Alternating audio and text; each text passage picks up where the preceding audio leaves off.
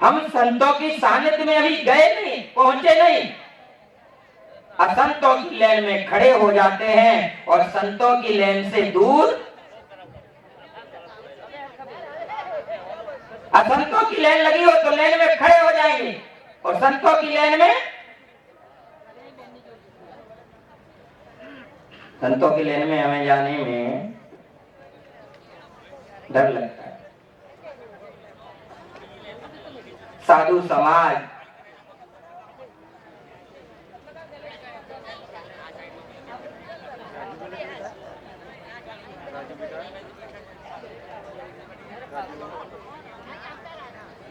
बोल,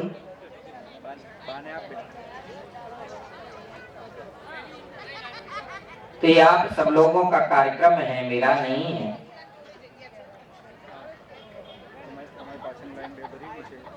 एक बार मालूम है, राम जी के नाम पर राम राम लिख दिया और उसे समूह में जब डाला गया तो तैरने लगा। तो जब तैरने लगा ना तो रावण को पता लगा कि राम के नाम के पत्थर तैर रहे,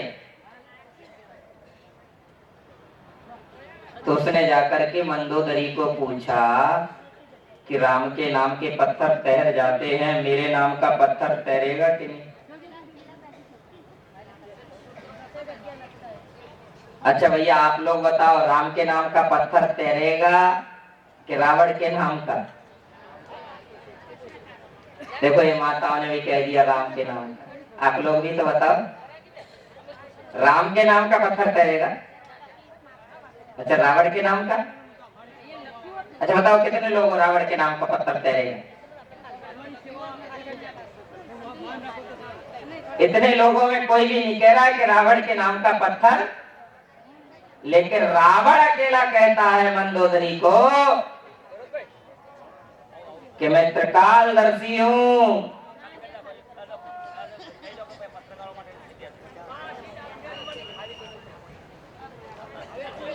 मैं, बोलो ना, त्रिकालदर्शी हूं और उसके बाद में भी ये सारी चीजें मुझे आती हैं, श्याम दाम दंड और भेद।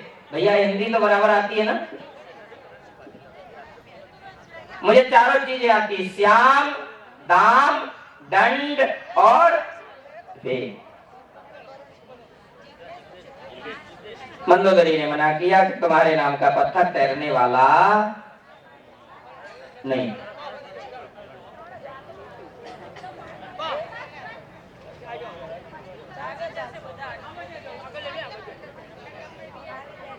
अरे भैया शोर शोर मत करो, अच्छा एक काम करो, मैं मौन ले लेता हूं।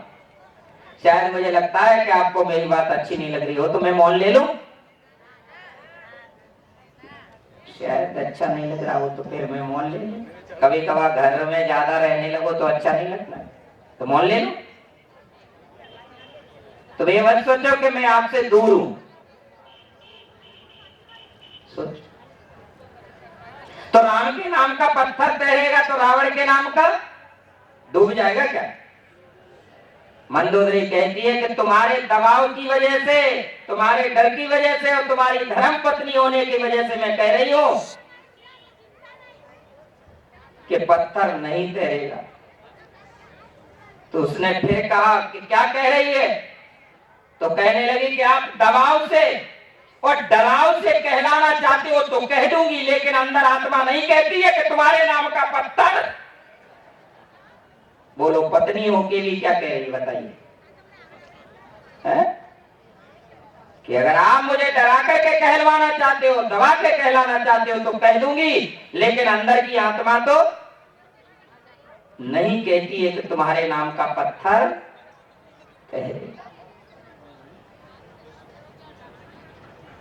रावण कहता है कि वो राम है, मैं रावण हूं, मेरी भी तुला राशि है, उनकी भी तुला राशि है, ग्रह दोनों का वरिष्ठ है, लेकिन मेरे नाम का पत्थर तैरेगा, ये मैं कह रहा हूं। हार किस पहलवान की होती है? जिसमें ताकत नहीं होती उसकी। बोलो पहलवान अखाड़े में भी वही जीतता है जिसे दाव पेच आते हो, और इसे दाव पेच नहीं आए वो पहलवान, बताओ सज्जनों, जीतेगा? और जिसे दाव और पेच आते हैं वो पहलवान कभी हारने वाला है ही।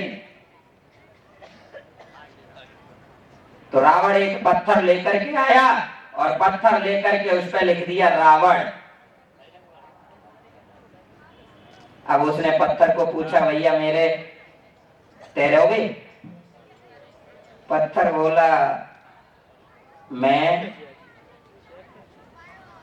नहीं तैरूंगा। पत्थर कहता है, मैं बोलो नहीं तैरूंगा। रावण कहता है, तैरोगे? बोले नहीं तैरूंगा।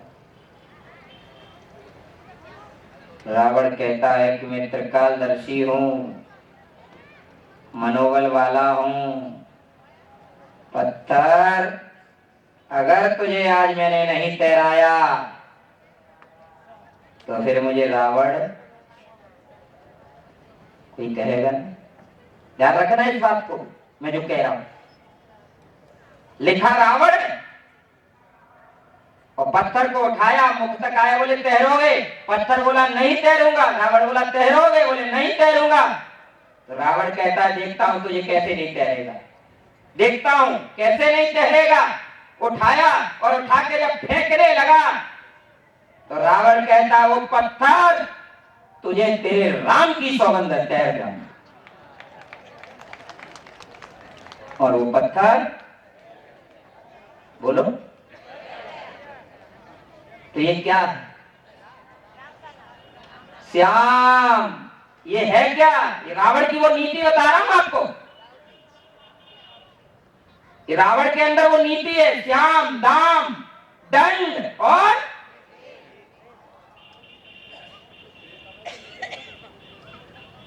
ये हमारी नीति है कि राम के नाम के पत्थर तैरेंगे, और वो रावण के नाम की नीति है कि राम की सौगंध भी देना पड़े लेकिन पत्थर। तो हमारे यहां के नेताओं को श्याम, दाम, दंड भेद आती है, राम की सौगंध खा लेंगे, राम का नाम ले लेंगे, लेकिन एक गैड़ा हाथी वाली चमड़ी वाले लोग राम का काम करने में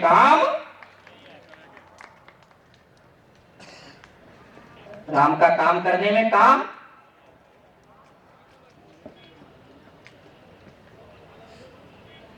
सौगंध खाना बहुत सरल है, याद रखना। संकल्प करना बहुत सरल है। संकल्प प्राणी करना चाहे ना तो जिस चीज का चाहे उसका कर सकता है, लेकिन संकल्प करके संकल्प को सिद्ध करना केवल भीष्म पितामह ने सीखा था। भीष्म का अर्थ होता है अटल प्रतिज्ञा। भीष्म का मतलब होता है दृढ़ प्रतिज्ञा। भीष्म का मतलब होता है स्तंभ। मैंने जो संकल्प किया उसको पूरा करके, क्या आज हमारे अंदर वो है?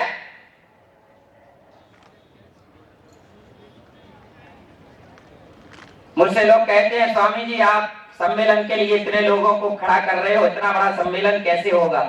तो मैंने कहा कि मैं कोई बुरा काम करने जा रहा हूं जो अच्छा ये नहीं होगा? बोलो ना।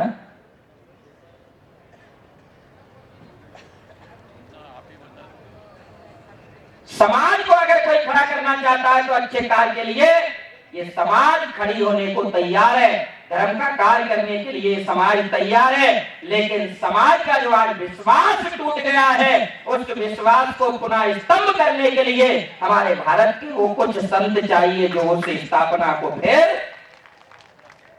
करें। समाज का विश्वास, समाज की धारणा बिखरे। बोल।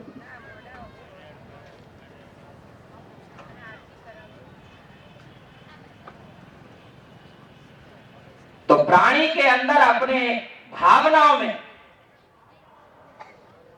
विशेष ध्यान रखो।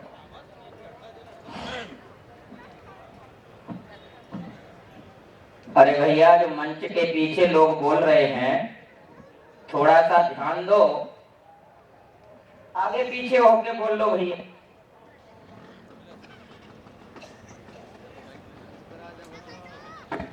ओ, तो मैं कुछ देर और बोलूंगा, क्योंकि 3 बजे से मंच को कहा कि 3 बजे शुभारंभ हो जाना चाहिए।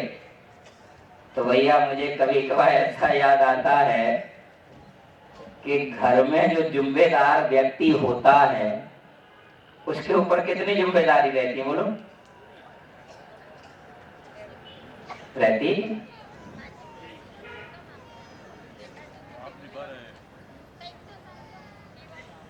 तो यह कार्य जो कर रहे हैं ना, इसकी जिम्मेदारी मेरे साथ में ही नहीं, इसकी जिम्मेदारी आप सब लोगों पे भी है। अच्छा, मैं पूछना चाहता हूं कि अगली वर्ष इस गांधीनगर में मैं कुछ करने के लिए आऊं तो एक बार हाथ उठाना, कितने लोग मेरे साथ खड़े हो जाओगे?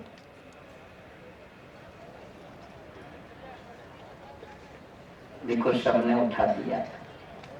अच्छा सही बताओ, हाथ ही उठाया है कि सचमुच खड़े हो जाओगे? बोल।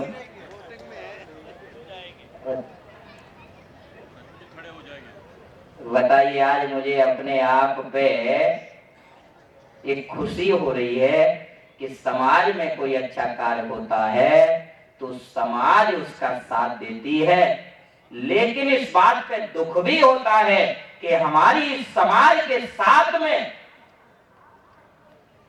जब कहीं इसकी भावना के साथ खिलवाड़ होती है तो समझो सच्चे साधु को नींद। बोलो, सही कह रहा हूं कि जब समाज के साथ कहीं खिलवाड़ होती है तो सच्चे साधु को नींद आती नहीं।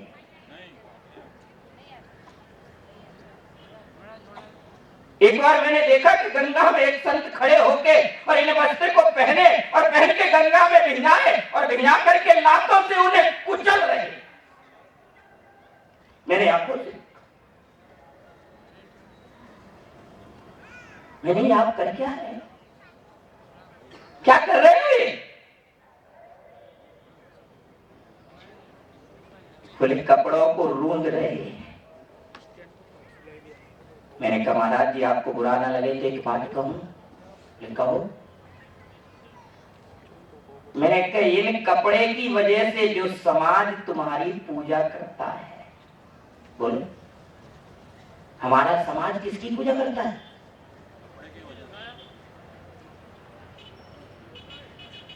जो धार्मिक लोग हैं ना, वो केवल पूजा इस वस्त्र की करते हैं। आप मुझे जानते नहीं हो,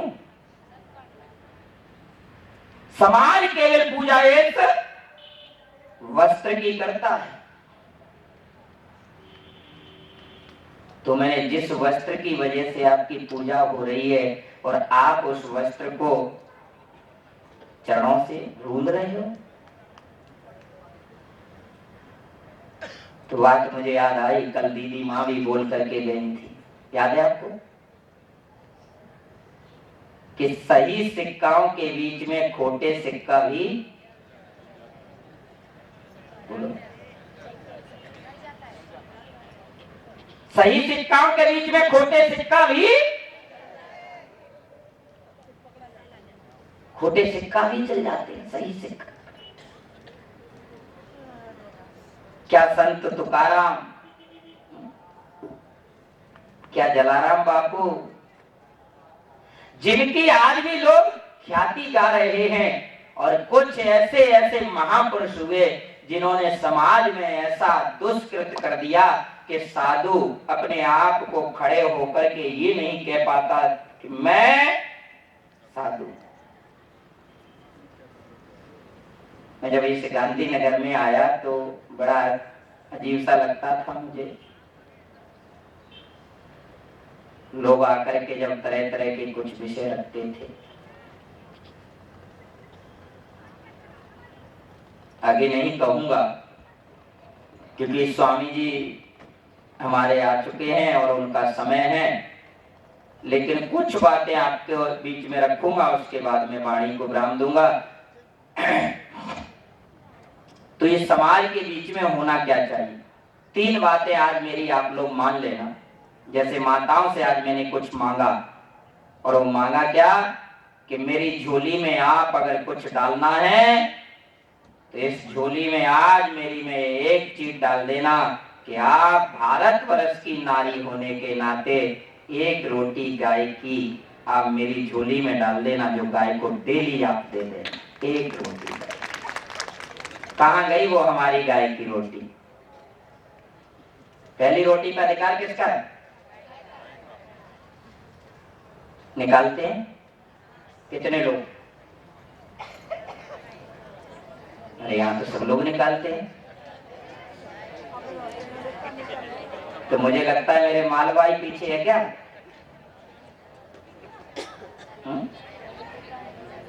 अच्छा, तुलसी कितने लोगों के घर में? हाथ उठा। सालिग्राम? अरे वाह। अच्छा, तुलसी की कल्ठी कितने लोगों के गले में?